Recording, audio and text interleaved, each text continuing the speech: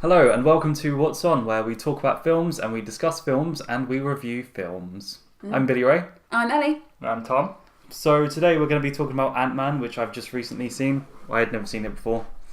Yeah, I think it's an interesting addition to the Marvel world, obviously. And with Paul Rudd in it as well, who is just really, really funny. I must say, he doesn't burst too far out of his usual character, the kind of character he normally plays. But it's still really good. Still very funny. It's another one of those casting choices that just sort of makes itself, though. Like Robert Downey Jr. being Iron Man and Ryan Reynolds as Deadpool. Being Deadpool. Yeah, they just are that. things. Yeah, they just are that character. So it's fitting.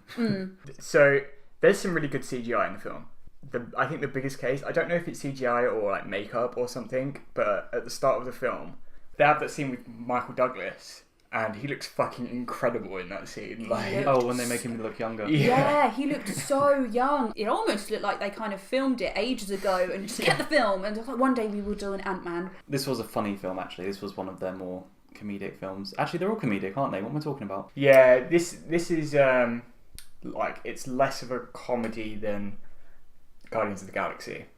I disagree, just because they put Paul Rudd in it, and Paul Rudd is a comedic actor by trade, mostly. I know he's done some serious stuff, but there's no way they scripted him to do... Yeah, but they surrounded him with a lot of serious actors, people that don't tend to do comedies. No, I know. So he's like, him and the Mexican guy who I don't actually know his name, and I will look up, but they are the only two people I've actually ever seen in comedies before. And everybody else is, they may have been in comedies, I've just not seen them, but they play a more serious role in the film, whereas in Guardians of the Galaxy, the only person that really plays a serious role is Gamora. Everybody, even Drax, who plays a wooden role, plays it for comedic purposes. Yes, but what I think there is Guardians of the Galaxy, yeah, I'm not upset, that is definitely a comedy. I just think with Ant-Man, it is about Ant-Man, who is the comedic centre of the film. This is true, yeah. I wouldn't argue with it being classed as like an action comedy at all. Oh, definitely action comedy, definitely. And it does have serious moments in it, but I mean, look at the bit where the father and his daughter are... I cannot remember her name, this is terrible. Hope. Thank you. Yeah. They're talking about her mother and how she went into the quantum universe and why didn't you ever tell me this before? And then Paul Rudd just pipes up with something like, this is a really beautiful moment, and it's like, I ruined it, didn't I? And any serious moment, he found a way to make it not serious anymore. I thought that was a really beautiful moment as well. It was a beautiful Just saying, they moment. go from comedy to these really nice moments, just like that. Yeah, They pretty do it really seamlessly. It doesn't feel out of place at all. So that's one good thing about this film. Yeah, I do agree with that wholeheartedly. There's with the bit when he falls down completely pan. He's going down that tiny little tube so he can retrieve the wasp. It wasn't a wasp. Oh, the yellow jacket. The yellow jacket. Thank you. The yellow jacket, and he goes from being a funny comedic thing that he's being pushed to actually it's very dangerous. You're now trapped. You're in a trap. It went from comedy to actually you're in danger really quickly. It's the whole heist sequence. The heist sequence switches from being really serious, like the bit where Michael Douglas is, where they're all in that chamber and they're essentially about to be told that they're in a trap. That's all really serious. And then you go to what Paul Rudd is doing, like actually getting ready to go down this tube with a bunch of ants. And both of these things are happening at the same time and jumping between each other, where one moment is really serious and tense, and the other moment's actually just a little bit ridiculous. Yeah, you've got him arguing with the guys in the van as well, telling him to go or not. He's like, go? No? When? What? It's such a ridiculous film. Not in a terrible way. I mean that in a good way. Like, it's about a guy whose suit shrinks him and they mind control ants. It's so ridiculous. It's so comic booky. I love it. Yeah, it's a weird comic book to get a movie. Yeah, Marvel are on it with that stuff though, aren't they? Because Guardians of the Galaxy was such a tiny comic that wasn't that successful.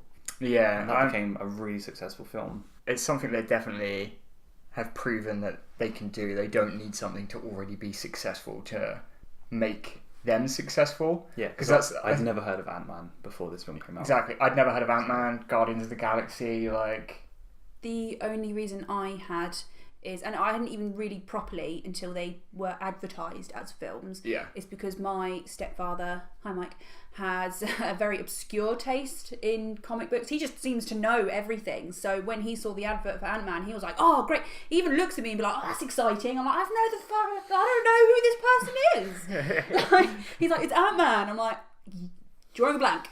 Like when they first revealed, oh my goodness, the Red Skull. Red Skull in the Marvel universe, and he looks at me and he goes, yeah, he's got this big open face, like, do you know who that is? I'm like, no. And for him this is a massive spoiler, like, oh my god, I can't believe he's going to be in the Marvel universe. And I'm like, who is this person? I don't know why you're so excited. But yeah, it's very good that they can find the really obscure things and bring them back to life and give them a whole new life in a new era. Yeah, more of that. I saw recently an article though about what you were talking about in Infinity War, Captain Britain. And Orlando Bloom wants to play him. Wait, seriously? Yeah, he wants to play him. Oh, he's sick. Absolutely desperate. Yes, he thinks he'll do really, really well. I mean, and he was born in Canterbury as well, so I'm just like, yeah. Was he really? He was. He went to the King's School. I thought he was American. No, he's British. Jesus. I genuinely thought he was American. He's convinced me that he's American. Oh, he's born in Kent, right here, literally here in Canterbury. Okay. My mind is blown. That's really cool. Has that blown your mind more than the fact that Legolas Captain Britain is English? Orlando Bloom being English has blown my mind more than Captain Britain being made into a film. Like, they're making Captain America, right? Surely their second biggest market is the UK. Captain America is specifically designed towards Americans, so why not do it for their second biggest market as well? It feels different. I don't feel like we're as patriotic as a... We are not. Yeah, I don't... It feels patronising to have a Captain Britain. Yeah, it's a bit much. Yeah, like, it's the kind of thing where that better be a good film, or that could ruin the Marvel Cinematic Universe. There's already enough stereotypes about all of us. I'm hoping they'll go down a route like Kingsman. It's a very good film. That is a very good film that touches upon society and what it's like in England. Like when you go to a pub at 12 o'clock, it's not going to be nice. It's probably going to smell like piss, and there are going to be people there who have been smoking and drinking since the bar opened. Yeah, most of England isn't quaint. No. What you would expect if you're in America. I mean, we live in the county referred to as the Garden of England. Yeah. And Wetherspoons at 11 o'clock in the morning is a horrible place to be. It's not nice. But no, Captain Britain, that's cool. Okay. But back to America where Ant-Man is. Sorry, I have taken us on a massive detour here. I'm so sorry. It's cool, it's news. We're delivering news at the same time. So breaking news: Orlando Bloom to be the Captain Britain we deserve. You're welcome. So I want to talk about the fight scene, the big fight scene. Okay. The big fight scene at the end. With the yellow jacket. With the yellow jacket and Ant-Man in his daughter's bedroom. Oh yes. Where they're fighting on the train set.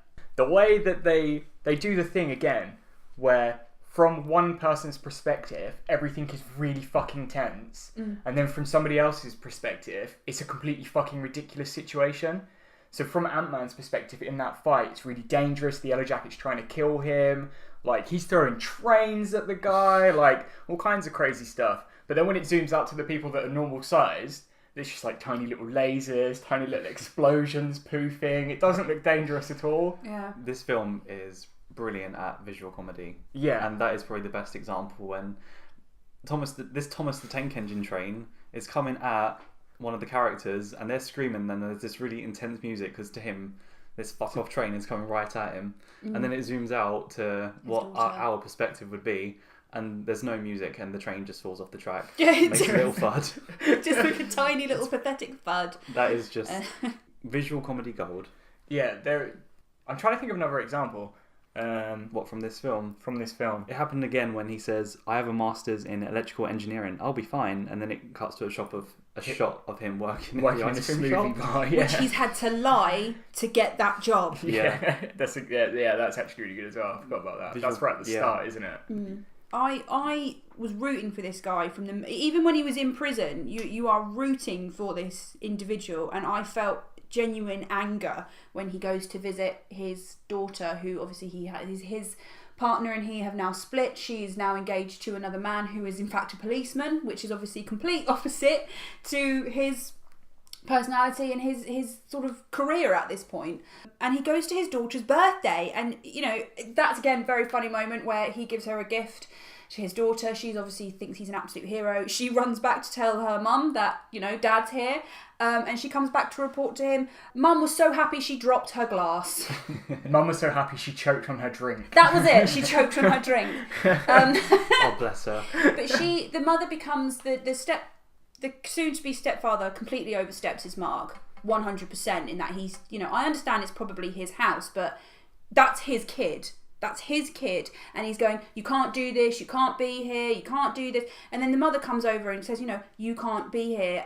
So what she said, get a job, get an apartment, keep that steady for a year, and then maybe we'll talk about visitations. I don't know about you, but it doesn't matter how shitty the father is as a person, if they are there for their child in the best way possible, as he was, just let him see the kid. And she loved him. He gave her a really creepy doll that she loved, and it's like, and I loved their dynamic so much. She worshipped the ground he walked on, and she was his world, and that's why he understood the Doctor so well when he wouldn't let his own daughter Hope because he understood he would never let his daughter do it, even if she could. Which was slightly ridiculous, but it is a little bit. It is, but I can understand it. It's like, as he said, I'm expendable. Yeah, that's one thing I wanted to talk about, just because she knew the complex and the suit, and she was so well trained in fighting that to have, Paul Rudd's character train for a week or however long it was to do all this stuff is just such a waste of time. Well, there could be so much more advancements in the baddies' technology this whole time while this is happening. Yeah, this is true.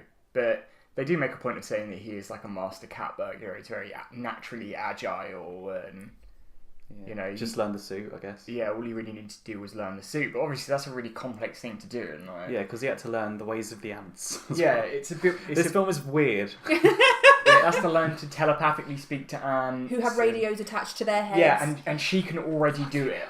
Like, she can already do it, and shows off that she can do it. And she like the blocks the light out. She works for the baddie. She's a spy, so he'll let her do that. No, but that's the thing. She wasn't a spy. She was not a spy. They left him. His protege, who's the main baddie, and Hope, his daughter, both sold the floor out from underneath him, basically. And then once she realised what he was trying to do, what the protege was trying to do, that's when she came back. She got gotten in by betraying him in the first place. And all because he wouldn't tell her what happened to Mother, sort of thing, which he should have told her, but I understand why he didn't. And she obviously knew all the secrets anyway, so why not just be completely honest? And it's not like he was hiding the suit from her and hiding the ants. She's very aware of it. She's completely aware of it, so why wouldn't you just tell her that this is what happened? But again, it goes back to the dynamic, this father-daughter kind of thing that does run true through the whole film, because he would, even though she's more likely to succeed than Paul Rudd, and he admits that, she still, even that, the tiny amount of risks that she'll get hurt is just not worth it to him. Same with Paul Rudd. His entire motivation for this film is just to see his daughter. That is all he wants. He has literally no other goal. He doesn't care if he has a job. He doesn't care if he has a house. He just cares if he gets to see her. On an inverse to that is 100% his behaviour and personality in Ant-Man, right? As a contrast, Civil War, he doesn't give a shit that he's now a fugitive and he's never going to see his daughter again. It's almost like he just doesn't care anymore. It's so weird. It's such like a change in personality for him. I get that he's probably, told that he's doing something to save the world, and he's like, okay, I kind of have to do this. But it just seems weird that from between those films, his main motive has changed. Maybe it's because now he does get to see his daughter, so he's a little bit more reckless. No, but Captain America tells him in Civil War that he's going to be a fugitive now. Oh, I see. Yeah, I get what you mean. You don't know what else has been said to him. If Captain America, being the way he is, again, fucking hate the dude. Would probably have I'm not even kidding. He probably would have manipulated him to be like, your daughter will be in danger if you don't let me do what I feel like I want to do. And he would stand up. And also, he's not in Infinity War because even Tony Stark says he has backed down and he is in our control as long as we benefit his daughter. Now, he didn't say it in those exact words, but that was implied. He's essentially living a civilian life. Yes. Yeah. It just seems weird to me because they put across a really heartwarming message in Antman, and then I know that Civil War is a different film, but it kind of, Do you think this this MC multiple universe thing is a bit of a problem because different films can be by different directors and they can take the characters in different ways? Yeah, they can take the characters. Seem inconsistent. Yeah, I haven't really had this problem with any other films. I think everyone's been pretty consistent with the way they've used everyone. Infinity War was really good. I felt like everybody got used perfectly in that Except film. Gamora. No, she got used perfectly because she was being a dumb bitch. Well, yeah. But she wasn't like that in Guardians 1 or 2. No, she wasn't. She was amazing. She was amazing. But it just seems... Yeah, it just puts a bit of a dull on the message that the film tries to put across, Yeah, he's a temporary Hulk smash. Yeah. Yeah. Breaking planes and stuff. Well, hopefully in Ant-Man and the Wasp that will be able to highlight something. Maybe even if they have a little cutscene at the end, be able to give more insight into that, because we do know that is a film that is on the horizon. Having watched Civil War before Ant-Man, I was really hoping that he was going to go really big at one point in the film. No, that was a shock. When that happened, we were like, okay, he's going the other way now. But objects go really big in that film. Like, someone throws her Thomas the Tank Engine train and it goes really big and just crashes through the house. That is another visual comedy scene. The gigantic Thomas the Tank Engine comes out the side of the building and lands on the street, and he's just got his little eyes going left and right whilst it's lying on the floor. And then the giant ant that just comes out of the house, and then the policeman that is one messed up looking dog. And then she keeps it as a pet. The daughter keeps it as a pet. That was fucked. The daughter's that was cute because she knows. Creepy. No, because she knows her dad's Ant-Man. Her mum knows. The stepfather knows. It's a secret that the family knows, and it's his regaining pride in that. No, yeah, he's not a bad guy. Metaphorically, it's cool, but that giant ant is. But it's a giant ant. I thought it was kind of cute. I thought it was really sweet. She's a weird girl though, because the toy he gets her, the present he gets her, it's like a teddy bear that does like some weird horror face. Oh yeah, and her reaction to it is, "Oh my god, it's so ugly, I love it." She's like one of the kids from Despicable Me, isn't she? Yeah. Yeah, she is. And the mother tries to get it away from her in bed. She's like, "Are you sure you don't want another one?" And she's like, "No, I love it." But again... Yeah, they were being so horrible. The mother must realise at this point as well that child, they cast it very well, is a daddy's girl. Even her weirdness, that was their bond. He bought it for her because he thought, "That's so ugly, I love it." And knew that she'd feel the same. I mean, I guess it shows a side to a story, the other side to the story, where the mother genuinely feels like he hasn't done enough for her, for her to have the emotions for him that she has. She personally feels like he's let his daughter down by going to prison. And I understand that. I get that feeling. And I don't think she's as harsh as you guys make her out to be. No, I wasn't being harsh. I get what you mean. No, I was saying. I personally think that she's on key because the dude's a felon. Yeah. Admittedly, he goes to jail for stealing money from a company that was scamming people and giving it back to everyone. But he still commits a felon. So. See, but that for me is just that is such a turn on. Okay, fair enough for her, but that's he did a technical bad thing, not a morally bad thing. Yeah, no. A technical bad thing. And yeah, you're right. I was being slightly harsh to her because she clearly does.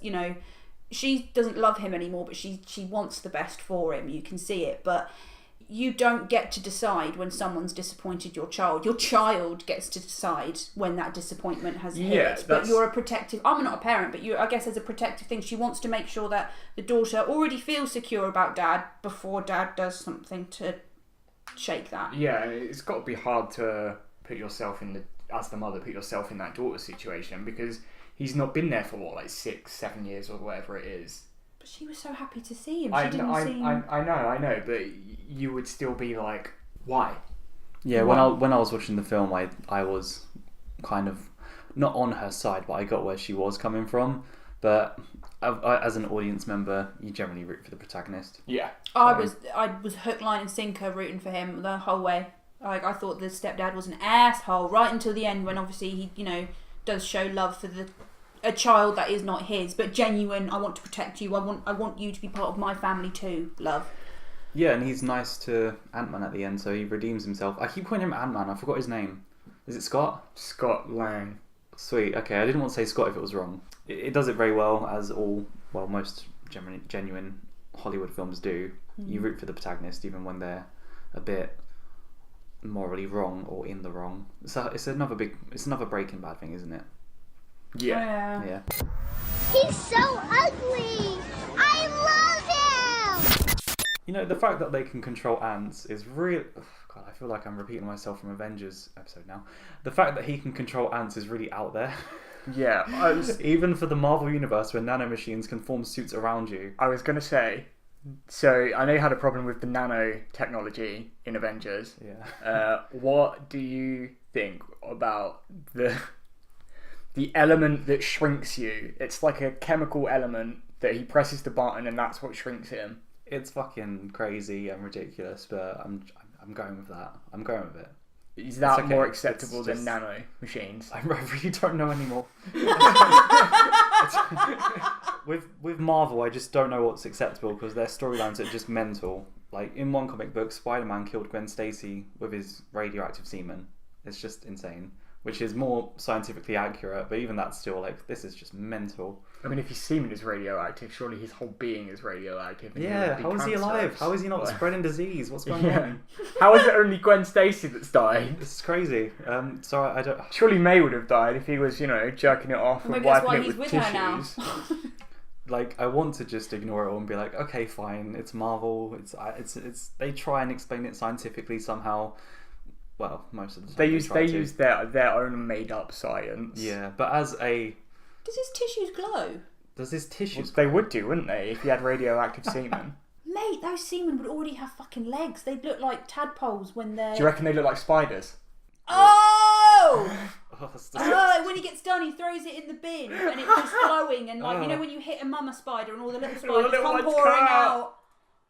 Oh, he comes spiders. Imagine that in your mouth. Oh! Stop, Ellie.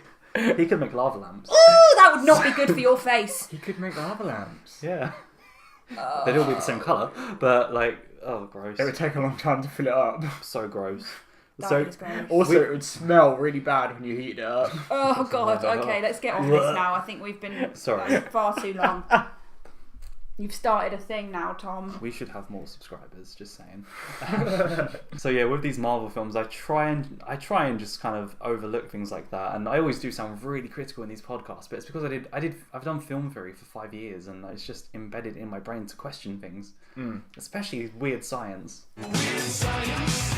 Whilst we were watching it, I think you were making a point about Luis, the Mexican guy, who's the actor is Michael Pena.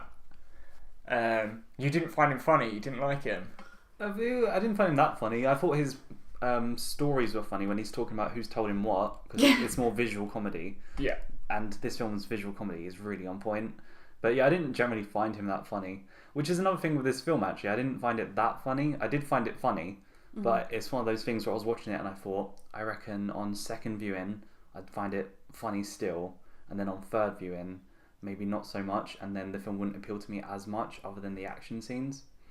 So, yeah. I mean, in general, I liked the film, but I did think it was okay and not great. Yeah, I get what you mean. It's one of my lesser favourite Marvel films. I really like it. It's one of my favourite Marvel films. Don't get me wrong. But I feel the exact same way about Iron Man. Like, I now struggle to sit through Iron Man. Yeah, I know when everything's coming. I know when every joke and it's boring. Antman, when I first watched it, I was wetting myself. I thought it was hilarious, and Tom made me watch it, and I was like, oh, okay, I'm sure. You were like, oh, this is gonna be shit. It's gonna be shit, and at the end of it, I was like, that was the best thing I've ever seen. So with these films that do focus quite a bit on the comedy, they've got to have other aspects that make it really appealing to keep coming back to, which Marvel is really good at because the action scenes are really on point. Yeah, they're big budgets. They're really good to watch. They don't do a lot of jump cuts as well, which is really nice. But out of all the films that I have liked, this isn't like up there, but I did like it. It was good. It was just the pacing was a bit off for me. Yeah, it's a bit weird. It starts out at a nice pace and then dips in the middle a bit when they're like preparing to do the heist, and then the end is really fast. Yeah. From the heist to the last fight, it's really fast. It's like they had the beginning, the middle, and then this teeny tiny end. Yeah. The pacing was a little bit off. It's a bit weird, yeah. It was a good film. It wasn't great. I thought it was okay. It was competent. Competent. Yeah, it was a competent film. Okay. Like, it did things really well that it did. Where would you put it on the scale of Marvel films? You know, Avengers, Infinity War. Does this include the films that I don't like as well? Yeah, just all the films. Infinity War Okay. being I'm assuming the best one. No. And Incredible Hulk being the worst one. What's your best one then? I like Guardians of the Galaxy, Doctor Strange, and Thor Ragnarok the most. So where would you put it? In the middle? Yeah, it'd be above the middle, but more towards the middle. What about you two? Really good. I really liked it. I really enjoyed the film. I think the best thing I don't really like films I don't really like media that's stupid for the sake of being stupid. But this is one of those things that is a bit stupid for the sake of being stupid, and I really enjoyed it. That is very rare. Because it does it well. Yeah, In all fairness, it does do it well. even if it's about mind controlling ants, it's just weird science. To be fair, you do forget that the world that they reside in is also the world where whilst they've actually split it, they are actually residing in a world where there are mutants. So we had the debate the other day where I said, well, I think people like Scott Lang is actually a mutant, very refined, super refined in that he is ridiculously agile and intelligent.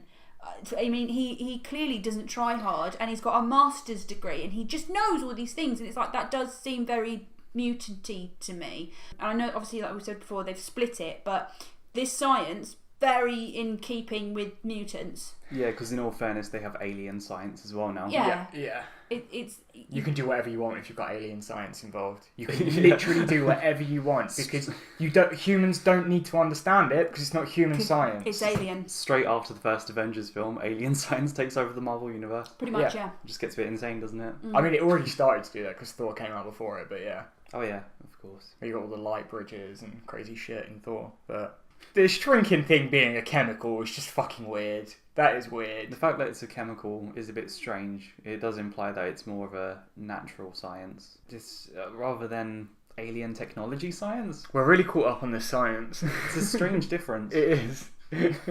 To quote my stepfather, it's a film, guys. Yeah, but come on.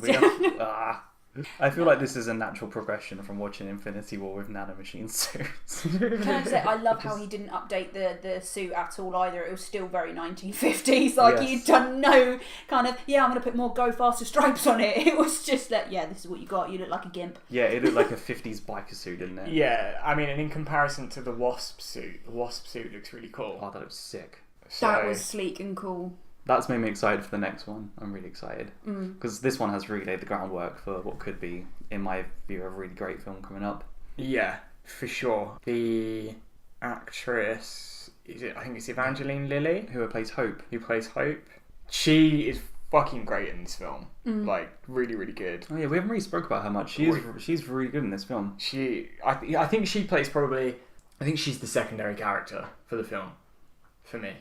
I think maybe on par with Michael Douglas's character. Yeah, I'd agree because she turns out to be the love interest. Yeah, she turns out to be. Yeah, exactly. So, and that's kind of a slow build as well to that point. Which kind didn't see it coming. Yeah, it kind of comes out of nowhere. Which we should have seen it coming because this is one of those films. But yeah, I didn't see it coming. She is great though. She's really good at acting this role. She displays all the emotions that she needs to. Everything that she's selling, I'm buying.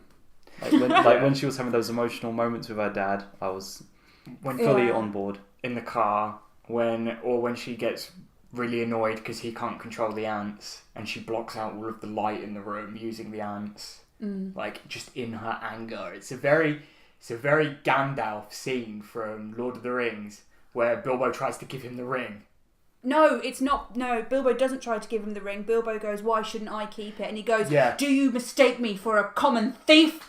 And he's so angry. He is absolutely livid. But then he, as being a wizard, as good as he is, immediately calms himself and goes, I'm trying to help you. Yeah, I got a lot of the angry Gandalf vibes from that scene. It was because in that scene he puffs himself up and the lights start to dim because he's so angry. And he grows. He actually grows. And she puts on a very similar effect to that. Look at my power. Which it's quite cool. It's very hard to act something like that. Yeah, she's really good. She is a really good actress in this. I don't know if I've seen her in other stuff or not, but she was really good, and she could whoop his ass. Yeah, she looked good in the fight scenes. I'd hope she didn't have a stunt person. Yeah, I'm not even sure if she did her own stunts or most of them, but it genuinely looked like she was doing it. She was sassy as fuck as well when she just like punched him straight in the face because she's going, you need to learn how to punch because when you're this size, this gonna do this. Oh, yeah, and he's like, I know how to punch. I know how to punch. And she just smacks him in the face, and his response is, did you mean to hit me there? Like, it's like, that's how you punch. Yeah, then she goes, she even goes, that's how you punch. Like, she opens up her palms and she's very like, bitch. And I mean, in this film, she's got a really nice body, as in like, it's really well built, so she does look like she could whip someone's ass. She looks like she's been training for the role already, and obviously she's been usurped because her father decides, nope, we're sending somebody else, but she's clearly, as a child, she's been training. She's always been training. She's also got a bit of a nasty, sadistic side as well, doesn't she? Like when Scott Lang wakes up the first time in that house and he's just surrounded by these poisonous ants, and she's just like, if they sting you, it'll hurt like hell, and she just like leaves the room. Have you been watching me sleep? Yes. Why? You're a thief. Last time you were in this house, you stole something. She's so sassy and sarcastic, and I love it. Yeah, quite dry as well. Yeah, which we appreciate in England. Yeah, I do like a dry character. And she just looked good. Like, not even just from she's well built. I mean, she looked fucking sexy. This is true. She did. She looked really well put together and womanly and feminine, but not in a, oh my God. And I know she did end up being the love interest, but that was actually quite a nice, isn't that nice? But they could have easily just stayed friends and she'd still be this really strong woman character who actually had a really good reason to be there. It hasn't just been kind of shoved in like, well, if we don't put some fanny in, the feminazis will start singing kind of thing. Like, she actually had a real purpose and real development. Exactly. Yeah, it was cool that they didn't put too much focus on this love interest theme, because that is just such a recurring theme and it's done. It's the problem. So they did it well. It's the problem with Dark World. Yeah, pretty much. Natalie Portman is the problem with Dark World. Yeah, I've watched that recently and I really liked it. But you're right, unfortunately. And it's not Natalie Portman's fault, because it's not like she didn't portray the character properly in the way she should. It's just that that love interest, it's clearly just a fog for Thor, and he does not need it. Yeah, does not need it. He didn't need it in Thor Ragnarok, and that did really well. So, but the fact that Hope in this film was so great is really awesome, because that puts me in the mood for watching the second film, because based on the ending where she looks at the wasp suit, which she's obviously going to be wearing in the sequel, it might have a bit of more of a focus on her next time.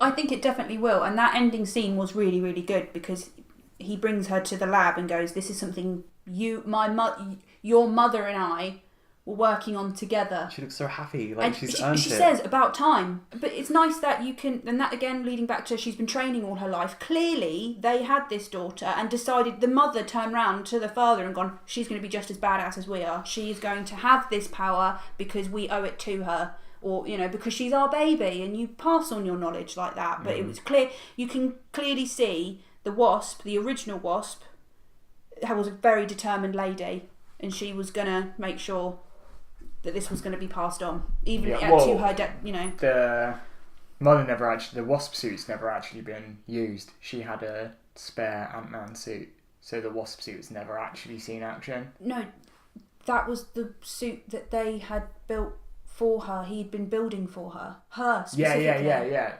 Sorry, have I missed something there? I don't believe so. Don't worry about it. Okay. Sorry. Yeah, the sequel does look like it's going to be really cool based on that, because I haven't actually seen the trailer, but I reckon it'll be really cool. I'm actually not going to watch the trailer as well. Yeah, no, I'm not going to watch the trailer for it. I'm confident it's going to be a good enough film for me to not need to watch the trailer for it. Although, do you know what I think would be really cool? Because at one point they were showing these videos taken from, was it the 50s or something, of Michael Douglas. Her dad, Michael Douglas, in the Antman suit the first time. Dr. Hank Pym. Thank you. Yeah. Pym. So Hank in the Antman suit, they showed this old video footage, and I thought that would be a really cool prequel if they ever got around to making that. That would be cool. Yeah. Kind of like its own thing. Kind of like Rogue One is a Star Wars story. This could be like Yeah, a no, Marvel Ant-Man story. I like actually its think own that'd be a thing. really good idea. I would watch that. I would 100% That'd be watch really that. cool. And they could The have problem- that first scene acted out, and then he'd Ant-Man all over the place. The problem with that is it could be a bit too similar to Captain America, because that is a war film, and the film like Wonder Woman, that's a war film as well. I know it's a different universe, but that's recently come out. And I think if you keep repeating the same scenarios over and over again, the films start to lose their power, like zombie films. Who gives a shit about zombie films anymore? Oh, they were so hot a couple of years ago, and now you just Oh, never they see them. wouldn't To the point where they romanticised zombies. It wants to eat your face, not eat, you know. Yeah, Are you talking about warm bodies? yeah. I mean, don't get me wrong, I watched it and I did enjoy it, don't get me wrong. But, no, zombies don't want to be your lover, they want to eat your brains. Yeah, it's a weird concept. It's like, oh, my boyfriend's dead. Oh, I'm so sorry. No, I mean, he's a zombie. Well, that's fucked. So But, doing too many war films. So we might get Marvel superhero in a war fatigue. Yeah, exactly. I mean, it would be a good film.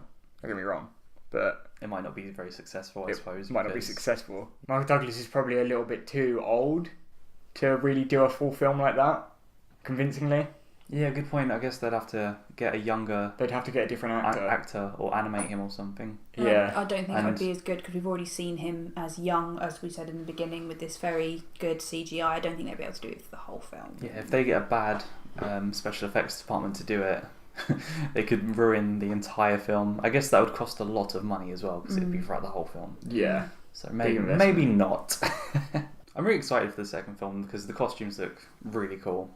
The Ant-Man suit and the Wasp suit. Yeah, and we'll get Ant-Man and the Wasp in the second film. Well, we'll at least They're get gonna look so Ant-Man cool. in the second film. Just the story they're going to tell with it. I mean, what are they actually going to do? That's interesting Oh, yeah, enough. 100%. But with the suits, they're kind of cool because they're superhero suits, but they're not kind of like your typical, stereotypical wearing spandex kind of suit.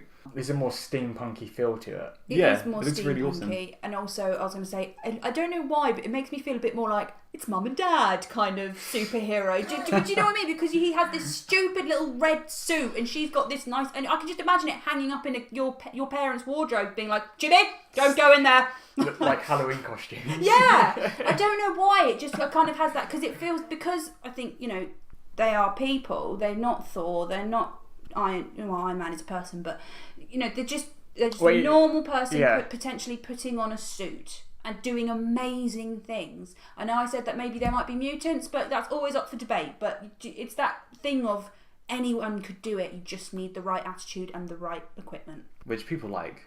Yeah. That's why Batman's so popular. I was going to say literally Other that's why. than But yeah, no. Because he's a person. He's literally just a person in a suit. This is why I always get annoyed when people are like, oh, Batman versus Superman. Well, for one, Batman's human and Superman is alien, so I already know who's going to win there. Now, if we're talking Goku versus Superman, we've got a whole other ballgame. Okay, Batman actually won though. Batman actually wins, yeah. Technicality. Can we not talk about this film? I really hate this film. I really don't fucking like that hate this film film. either. Let's do DC another time. And Never. Superman versus Goku. I really like Dragon Ball, but Goku doesn't stand a goddamn chance. No, I disagree completely. Really? He and just we've needs a run sensory beam. we've run simulations. We know Goku wins. So No, Goku doesn't stand a Goku goddamn wins. chance. Goku wins. So Does not. Let's not disagree. fight. Disagree. Okay, sure. In Edit that. Civil War, who does Ant-Man fight and who does he win in fights with? He- He fights Black Widow at one he point. fights Spider-Man. Black Widow. Spider-Man. He gets Captain America to throw a thingy at a truck that he thought was full of water, but it's actually full of fire. Really, the big thing he does is turn into a giant guy Yeah. and get fucked up by War Machine, Iron Man, and Spider-Man. Just because I was trying to think of who Ant-Man would win in a fight within this universe, because he's quite agile, so I don't imagine he'd lose a lot of fights. Well, actually, I do imagine he would lose a lot of fights because they have Thanos. But I mean, I think he'd win against someone like Falcon. He does. Well, in the yeah. film he fights Falcon And wins. Because Falcon sucks. He does. They do the thing. So in Civil War where he goes into Iron Man's suit, it's just the same thing that he did to Falcon in this film. So when He could do that a lot with all the human characters. He yeah, could with really anybody fuck that's them got up. the technology, he could just get into their suit and destroy it from the inside. It's more the superpowered people he'd struggle with. Yeah, like Thor.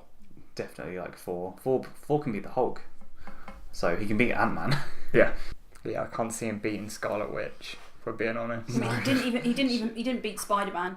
So she could crush him with her mind, let alone her feet. That's That's a question I have, because when he's little, when he's ant-sized, he still has his strength, but no, he's actually stronger, isn't he? Mm-hmm. Yeah. So I'm just wondering, if you did try and stomp on him, I'm wondering how much force you would actually have to put on that stomp to Yeah, crush I him. assume he might be able to catch a foot. But... Like, I'm wondering if you tried to stomp on him, would he like catch your foot, maybe struggle a bit, but you would actually end up hurting yourself a lot more. But don't you remember they say he's smaller, he's faster and denser as well. So it is literally like treading on an ant. And I don't know if you have forcefully trodden on an ant before. Unless you move your foot, you pull your foot up and it just kind of gets up and very slowly moves away. It's still a lot. Oh God, they're almost indestructible. They are hardy creatures. Hardy creatures, and they are the only creatures other than ourselves, I believe, who actually use other animals for food, as in they will use moth larvae. They'll farm moth larvae, because they create milk that they like to eat, and they also farm a particular kind of moss that lets out a really nasty smell in certain colonies' nests, and they eat the algae, but they farm it. How clever is that? And they are all working from one hive mind. Oh, that's very clever. Ants are really clever. Lots of teamwork in. What was the name of the ant? Anthony, which was Anthony. No, and then he named him specifically because when he first gets captured by this ant, and Michael Douglas is like, Dr. Penn is like, you're stay still. You're putting off 285. They're like, 285. What name is that for an ant? He's like, it's an ant. There are millions of them. Do you know how hard it is to name them individually? And he's like, well, I'm going to call him Anthony. Oh, yeah, that was it. That conversation in particular really did get me. That tickled me a lot. I think I'm getting the hang of this. Just question the numbers. Yeah. Ant training. Just getting them to put sugar in your tea. Don't drink that tea. That's disgusting. Don't drink that tea. So we've established that you two liked the film. Well, you've rated it higher than I have. Yeah. Yeah. But like above 5 for me, below 5 7, out of 10. below 7. Yeah, maybe 6. I'd say the film's about an 8 for me. Okay. Say 7.5, 8. It does tickle my funny bone. It really does in that really stupid way. And I am very surprised for you. I was very surprised because you said you don't like silly for the sake of silly, but there's just something about it. Yeah, do you know what it is? I think it's Michael Pena. Just for some reason kills me in that film. I think he's absolutely hilarious the whole way through the film. He is pretty deadpan. Yeah, this film has a really silly premise, and to explain it sounds silly, but it's just charming. The way they've pulled it off is good. Generally positive reviews from the What's On team. Yeah. Well, thank you so much for listening. If you want to contact us, if you have any questions, comments, opinions, etc., you can email us at whatsonpodcast@outlook.com, or you can tweet us at whatson_podcast, because there's already a What's On podcast. Oh, that's awkward and embarrassing. They haven't tweeted in years, so I might ask Twitter if I can have it. Like, I might just colonise it. They will never twit again. So yeah, thank you so much for listening, and we will see you next time. Bye. Bye. See ya.